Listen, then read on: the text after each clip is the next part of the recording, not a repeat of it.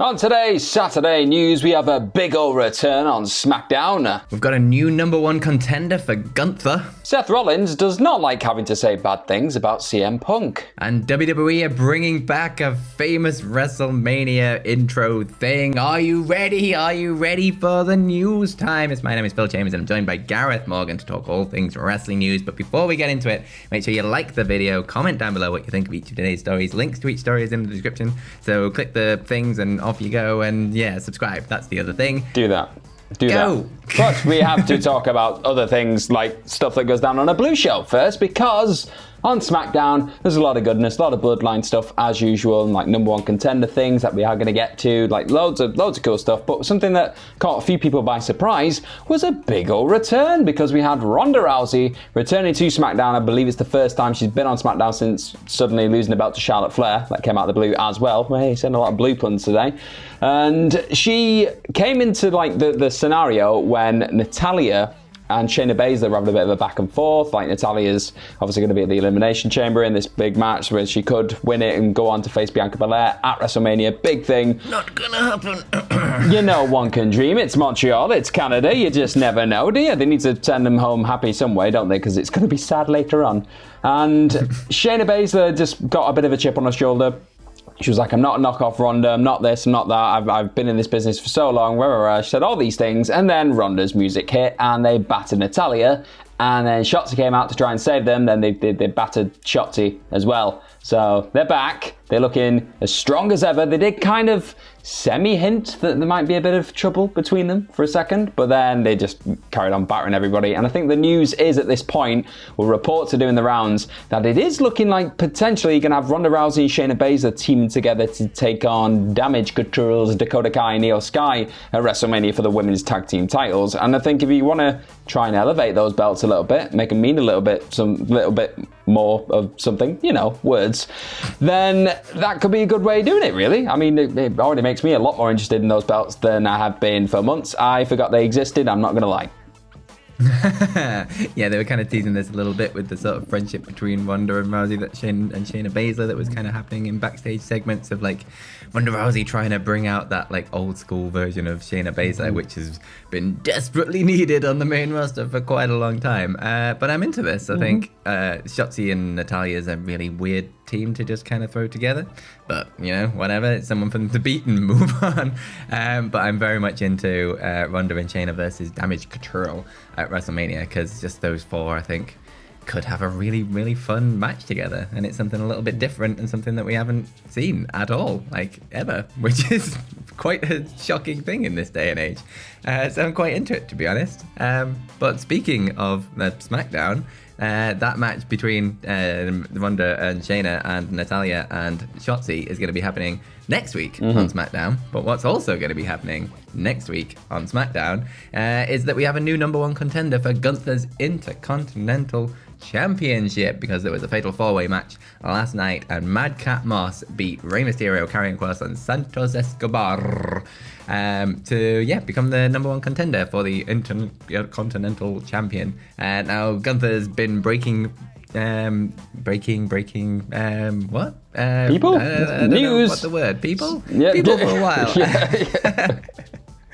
He's been champion for 246 days. Breaking records is what he's doing. Records, that's the word. My brain is not working Goodness today. Me. Which is the longest reign in the 21st century. Hey. And he is cementing this Intercontinental Championship back again to where it used to be, the kind of workhorse title, making it actually mean something for the first time in quite a long time. And it's been a great run for Gunther, and I guess the plans from sort of rumors mill and things like that seems to be that they're heading towards Gunther versus Drew McIntyre and Sheamus at WrestleMania in a triple threat match, which would be great. And for some reason in WWE these days, in order to get to a Drew McIntyre match, you first have to go through Madcap Moss. And so I guess that's why this is here. Don't entirely understand it. It was kind of a little bit thrown together, the four-way match. But it's shaped for Gunther versus Madcap Moss. I'm sure will be a fun match next week. Sorry, Madcap, though, there's absolutely no chance you're going to beat Gunther in that. But also on SmackDown next week, we're also getting Drew and Sheamus versus the Viking Raiders. Supposedly, they've been teasing this match for a really long ass time. but we might actually finally get it now.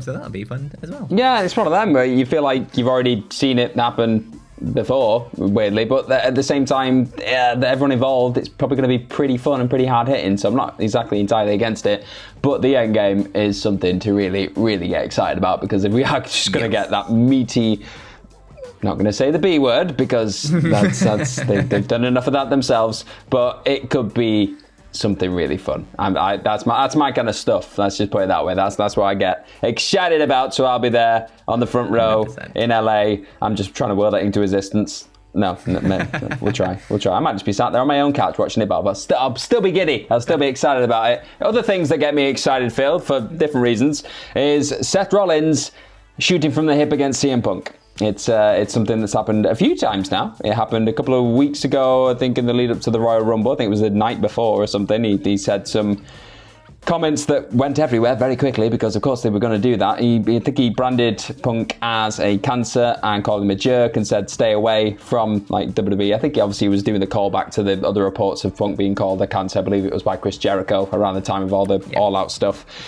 So it didn't seem like they were on the best of terms, let's just put it that way. And he's gone a little bit further because, well, he's kind of gone into a bit more depth on his comments, let's just say, because I think he was very much kind of just playing up everything when he said it a couple of weeks ago, and he's just kind of gone, okay, this is kind of what I meant, really. This is the way I see it. So he's speaking to Cavino and Rich, and he started comparing his current sort of potentially probably will be on-screen rival Logan Paul with Punk. He was comparing both of them together. He said that they're different personalities, but they both have one thing in common, and that is that they're very, very selfish, and it pains him to have to say all these bad things about Punk because he's helped him a lot in his career. But the full big chunk of really getting into the meat and bones of everything is this. He said, here's the thing, I will say one thing about Punk, I'll end it on a positive note with him. That guy has given my career so much that it pains me to have to say bad things about him because he helped me out. He really did.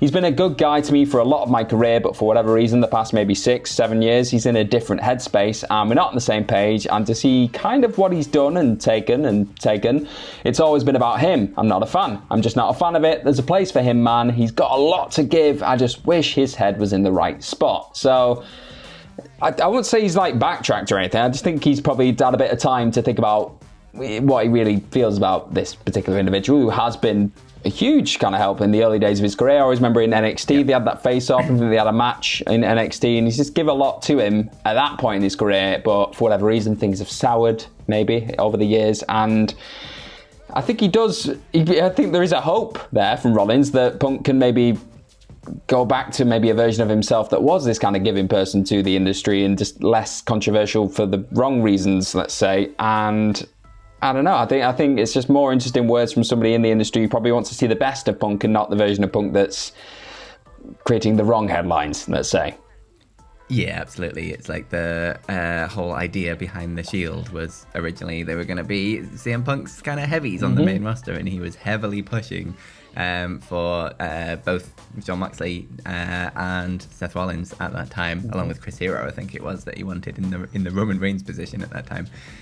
So he was obviously a massive advocate for Seth sort of back in the day when he was in FCW stroke NXT, whatever that became, and also going back into Ring of Honor and things like that. Obviously he's going to be a huge influence to him and things like that as well.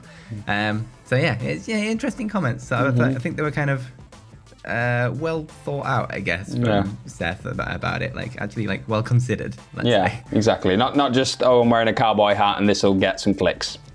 Yeah, surprisingly, because it's Seth Rollins these days, and that's just what he does. Yeah. So yeah, what else? Moving on. What else are we doing today? Story of the day. That's what we've got.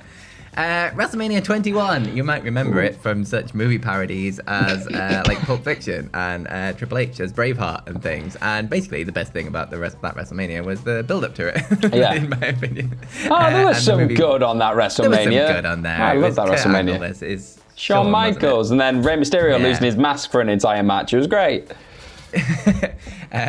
But the movie parodies, the build-up was absolutely fantastic, and it was, of course, in WrestleMania, back at WrestleMania 21, and it's at WrestleMania at LA in Hollywood, and it's going back to LA. It's going back to Hollywood this year, and the news is that WWE are recreating some of these old movie parodies to build up to WrestleMania, which is pretty much what I think every single person that's a wrestling fan ever wanted to happen with this year's WrestleMania. So this is coming from WrestleVotes. They said that I'm hearing WWE has begun filming brand new movie parody promos similar to those from WrestleMania 21. Miz, McIntyre, Sheamus, the Brawling Brutes, and Street Profits are all expected to be included in the promotion for WrestleMania Goes Hollywood. And I'm very excited for this. There's no news on what exactly the parodies are or what they're doing at the minute, but we will get into that in a second in our Twitter questions. But yeah, this is just a lot of fun. It's exactly what we wanted from this WrestleMania. Yeah, it's goofy, silly, like just great fun build, and that's what WrestleMania is meant to be. It doesn't have to be all kind of. It's lovely that we have some compelling, serious stories heading into this year's Mania, but I like goofiness, and the people involved seem like they're all in on the goofiness as well. So yeah, I'm here for this. I love this. It was some of my favourite promos ever.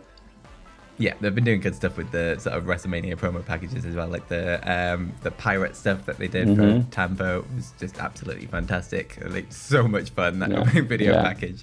And they go all out with these things these days, so I'm very excited to see what they come up with. But speaking of this, we will jump over to your Twitter questions, because the first one of the day comes from Ashley, who says, morning gents, rumor has it that there will be filming movie parodies for WrestleMania 39. Which films do you think will be sampled, and which superstars will appear in them? So what have you got? Well, I've realised now, thinking back to the actual report, that there's some specific people that have been attached to these already, and I've chosen people that are not attached to these, but I'm just that's fair. Trying to will them into existence. Why not? So for me, there's a couple. I'd like to see Becky Lynch as Ellen Ripley in Aliens. I think that'd be awesome. Just running around, trying to shoot down xenomorphs. That'd be cool. Who would be the alien, though? Who'd be the alien? Vince McMahon. Miss Uncle Howdy. That one. Same thing. There you go. So, there you go. Uncle Howdy. Yeah, she chased down Uncle Howdy. Really quick, then I'd have Brock Lesnar as the Incredible Hulk. That'd be fun. Then the Bloodline as the Reservoir Dogs. That'd just be awesome. Just walking along in the suits. And yeah, that'd be great. Just slow-mo. Bit of that. And then... I like it. Because Megan's just come out, the terrifying doll, and I watched that last night, the killer crazy doll, I'd have Lily. Why not? Have Lily as Megan, doing some weird dancing stuff and then pulling out like a sword and stabbing everyone. That'd be great. Nice. I've got Gunther as any Arnold Schwarzenegger character ever, obviously. Yeah. So whether you want to go with the Terminator, or I guess for that would work, or... could chase some Predators, Chase some Predators, or the frosty one from Batman. Oh yeah, Mr. Freeze, that'd be good. The frosty one. I was trying to think of a crazed conspiracy character to bring back that kind of Sami Zayn vibe, but I was like, since he can't be Charlie Day in Always Sunny, it's a slightly different flavor, but Sami Zayn as a Serpico or something like that. That'd be good. Fun. But you could do sticking in the Walter thing. You could do twins, have Walter and Rey Mysterio.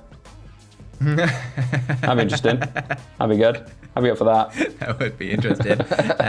Or Walter in Junior. That'd be good as well. Yes. Kindergarten Cop with Gunther. There you go. That'd be great. That'd be great. Nailed it. Yeah. How do you follow that? What else have I got? I was trying to think of, because Drew McIntyre's in that list, so you need some Scottish movie, but they've already done Braveheart. You could just do it again. The next logical one is definitely Trainspotting. Oh, yeah. Choose WrestleMania. Choose life.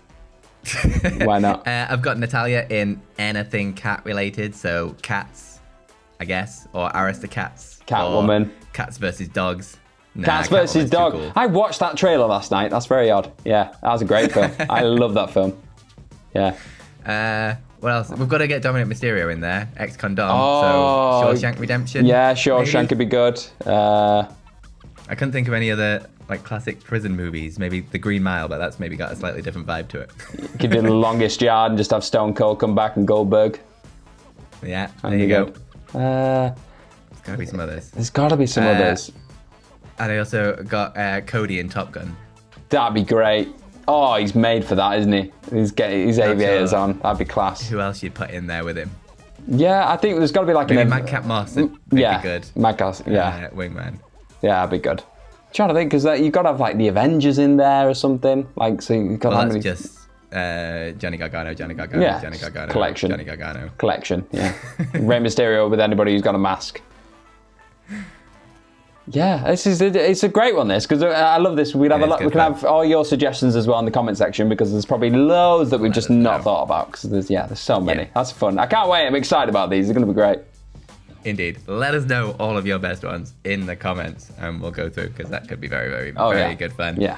But the final question of the day comes from Taker-chan, who says, good morning. At Elimination Chamber, do you give Sami the visual win over Roman after a ref bump, or Jay interfering on Sami's behalf? Ooh, I think there's been a lot of visual wins over Roman, if I think back over this reign. And pun intended. It's effective, because it always makes somebody look strong. So you're like, oh, you pinned him. But I think it's at times you look back on it, I think it has taken little bits away from this reign at times, because you're like, he's been technically beaten a few times in, and he just keeps getting away with the skin of his teeth. Yeah. So maybe, because think of the noise that's going to be in Montreal if that visual pin happens. It's going to be ridiculous. I'd like that, because I want to hear them. I want to hear them lose their minds, and I think that'd be great. Yeah, I think you go one step further than the visual pin and just go full on Dusty finish. And this isn't my idea, but this is Hamlet's in The Office, which is fantastic. So Sami gets him down like after a haluva kick or something. Right. 1, 2, and then at like 2.99999, Roman Reigns just gets his one finger on the bottom rope like Kevin Owens. That's just, he's been doing his research. And then the ref That's counts horrifying. to 3. Everybody goes absolutely nuts, and then like Heyman's at ringside going, "No, his finger's Look at on that the ropes," finger! and they restart it, and then like spear, and then like he just destroys Sami. But that like the turnaround from absolute elation of the actual 3 count, an actual 3 count, and then turning it round in Montreal for Sami would be. Now Sami's original music playing, everyone's going, it's just. And then Paul Heyman going nuts at ringside, going, no, he got on the ropes, and reset it. Why would you break me? Why would you break me? I don't like where this road to WrestleMania is going now. It's just heartbreaking. Let us know what you would do with Sami versus on that Roman. Lovely note. The Elimination Chamber down in the comments, and let us know all of your best movie parodies for WrestleMania 39, Goes Hollywood, etc. And you can follow us. You can let us know over on Twitter as well as the comments. You can follow me at @FillMyChambers, and you can follow Gareth at GMorgan04.